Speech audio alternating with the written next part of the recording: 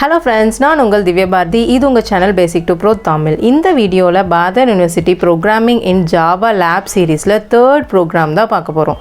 Third program, write a Java program to create an exception called PayOut of Bounds and throw the exception. Problem என்னன்னா நம்ம PayOut of Bounds னு ஒரு exception create பண்ணி அதை வந்துட்டு throw பண்ண சொல்லியிருக்காங்க. ஓகேங்களா?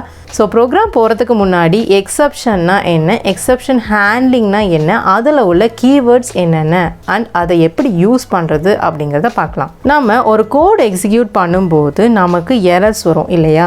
எரர்ஸ் வந்துட்டு நம்ம ப்ரோக்ராமை கம்பைல் பண்ணும்போது வரும். அதாவது கம்பைல் டைமில் வரக்கூடியதை தான் நம்ம எரர்ஸ் அப்படின்னு சொல்லுவோம். பட் கோடிங்கை ரன் பண்ணும்போது நம்மளுக்கு எரர் டிஸ்பிளே ஆச்சுன்னா அதை தான் நம்ம எக்ஸப்ஷன் அப்படின்னு சொல்லுவோம். எக்ஸப்ஷன் ரன் டைமில் அக்கர் ஆகும். அதாவது நம்ம ப்ரோக்ராமில் எந்த எரருமே இல்லாமல் கரெக்டாக இருந்தாலுமே நமக்கு எக்ஸப்ஷன் வரதுக்கான சான்சஸ் அதிகமாகவே இருக்கும்.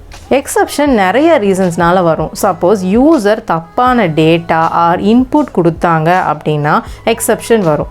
எக்ஸாம்பிளுக்கு நம்ம யூசர் கிட்டேருந்து இன்டீஜர் வாங்குறதுக்கு கோடிங் போட்டிருப்போம். பட் யூசர் வந்துட்டு ஸ்ட்ரிங் வேல்யூ கொடுத்தாங்க அப்படின்னா அந்த இடத்துல எக்ஸப்ஷன் ரைஸ் ஆகும். நெக்ஸ்ட்டு ஃபைல் ஆப்ரேஷன்ஸ் பண்ணும்போது நம்ம கொடுத்த ஃபைல் வந்துட்டு ஸ்பெசிஃபிக் லொக்கேஷனில் இல்லைனாலும் எக்ஸப்ஷன் வரும். நெக்ஸ்ட்டு பார்த்தீங்கன்னா நெட்வொர்க் ப்ரோக்ராம்ஸ் ரன் பண்ணும்போதும் நெட்வொர்க் கனெக்ஷன் லாஸ் ஆச்சுனாலும் எக்ஸப்ஷன் இந்த இடத்துல க்ரியேட் ஆகும். இந்த மாதிரி நிறைய எக்ஸப்ஷன்ஸ் வந்துட்டு நம்ம கோடிங் ரன் பண்ணும்போது வரலாம். ஓகேங்களா? அப்படி எக்ஸப்ஷன் வரும்போது அதுக்கான இன்னொரு ஆப்ஷனை நம்ம ப்ரொவைட் பண்ணணும். அப்படி இல்லை அப்படின்னா ஜஸ்ட் அந்த மாதிரி எக்ஸப்ஷன் ரைஸ் ஆயிருக்கு அப்படிங்கிறத நம்ம யூசர்கிட்டையாவது டிஸ்பிளே பண்ணணும். இதை தான் எக்ஸப்ஷன் ஹேண்ட்லிங் அப்படின்னு சொல்லுவோம். எக்ஸாம்பிளுக்கு யூசர் இன்டீஜருக்கு பதிலாக ஸ்ட்ரிங் கொடுக்கும்போது இந்த எக்ஸப்ஷனை நம்ம ஃபைன் பண்ணி யூசர்கிட்ட ப்ளீஸ் ப்ரொவைட் இன்டீஜர் அப்படிங்கிற ஒரு மெசேஜை பிரிண்ட் பண்ணிங்கன்னா யூசருக்கு அது தெரிஞ்சிடும். நம்ம வந்துட்டு தப்பான இன்புட் வந்துட்டு ப்ரொவைட் பண்ணியிருக்கோம், ஸோ நம்ம இன்டீஜர் கொடுக்கணும் அப்படின்ட்டு அவங்களுக்கு புரியும். ஓகேங்களா? எக்ஸப்ஷனில் ப்ரீ டிஃபைன்ட் எக்ஸப்ஷன் நிறையவே அவைலபிளாக இருக்குது. லைக் வந்துட்டு IO exception, arithmetic exception, file not found exception etcetera. நம்ம வந்துட்டு ப்ரீ டிஃபைன்ட் எக்ஸப்ஷன் யூஸ் பண்ணி நம்ம கோடிங் போட்டுக்கலாம். ஓகேங்களா? அண்ட் ஆல்சோ நம்மளே யூசர் டிஃபைன்ட் எக்ஸப்ஷனும் கிரியேட் பண்ணி த்ரோ பண்ணலாம். நம்மளோட எக்ஸப்ஷன் வரக்கூடிய ப்ரோக்ராம் வந்துட்டு நம்ம கோடிங் எழுதும் போது அதை வந்துட்டு ட்ரை பிளாக்ல வந்துட்டு நம்ம கொடுக்கணும். நெக்ஸ்ட் எக்ஸப்ஷன் ஃபவுண்ட் ஆச்சு அப்படின்னா அந்த எக்ஸப்ஷனை த்ரோ கீவேர்ட் யூஸ் பண்ணி த்ரோ பண்ணணும். நெக்ஸ்ட் வந்துட்டு இந்த த்ரோ பண்ண எக்ஸப்ஷனை கேட்ச் பண்ணுறதுக்கு கேட்ச் பிளாக் அப்படிங்கிற ஒரு பிளாக் ஆஃப் கோடை வந்துட்டு நம்ம டிஃபைன் பண்ணியிருக்கணும். இதெல்லாம் தான் எக்ஸப்ஷன் ஹேண்ட்லிங்கில் முக்கியமான கீவேர்ட்ஸ். ஓகே, நம்ம கோடிங்க்கு போயிடலாம். நம்ம ப்ரோக்ராமில் எந்த எக்ஸாம்பிளும் கொடுக்காதனால நம்மளே ஒரு எக்ஸாம்பிள் க்ரியேட் பண்ணணும். ஓகேங்களா? So PayOut of Bounds exception create பண்ணுறதுக்கு ஒரு எம்ப்ளாயோட சேலரி வந்துட்டு செக் பண்ணிக்கலாம். அதாவது யூசர் கிட்ட இருந்து ஒரு எம்ப்ளாயோட சேலரியை கெட் பண்ணிக்கலாம். கெட் பண்ணிவிட்டு அந்த எம்ப்ளாயோட சேலரி வந்துட்டு 5,000லேருந்து 10,000க்குள்ளே இருக்கணும். ஓகேங்களா? சப்போஸ் யூசர் கொடுக்குற சேலரி 5,000க்கு கீழே இல்லைனா 10,000க்கு மேலே இருந்துச்சு அப்படின்னா ஒரு எக்ஸப்ஷனை நம்ம த்ரோ பண்ண போகிறோம். ஓகேவா?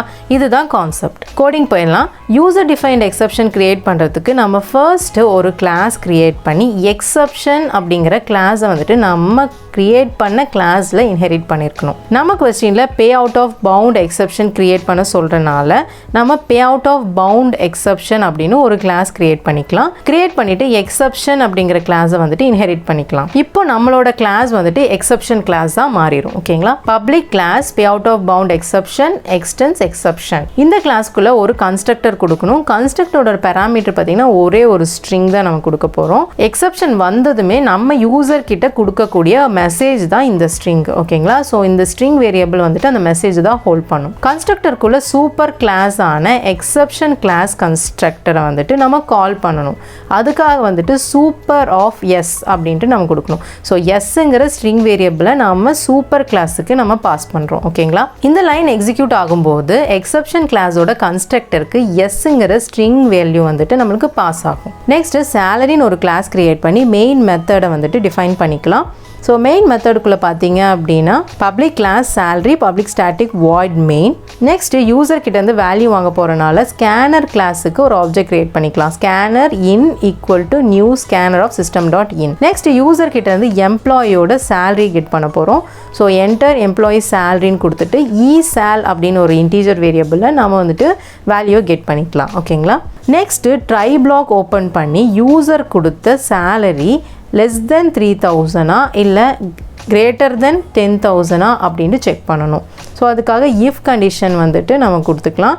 ஸோ ட்ரை பிளாக்குள்ள if sal less than 3000 or sal greater than 10,000. Suppose இந்த கண்டிஷன் சாட்டிஸ்ஃபை ஆச்சுன்னா த்ரோ கீவேர்ட் யூஸ் பண்ணி நம்ம எக்ஸப்ஷன் ஆப்ஜெக்டை வந்துட்டு த்ரோ பண்ணணும். Throw new payout of bound exception of salary must be 3000 to 10,000. நம்ம payout of bound கிளாஸுக்கான ஆப்ஜெக்ட் கிரியேட் பண்ணுறனால தான் இங்கே நியூ கீவேர்டை வந்துட்டு நமக்கு யூஸ் பண்ணுறோம். ஓகேங்களா? Next the given salary of clerk is sal அப்படின்னு நம்ம பிரிண்ட் பண்ணிடலாம். அதாவது எக்ஸப்ஷன் வரலன்னா இந்த மெசேஜ் நம்மளுக்கு பிரிண்ட் ஆகும். ஓகேங்களா?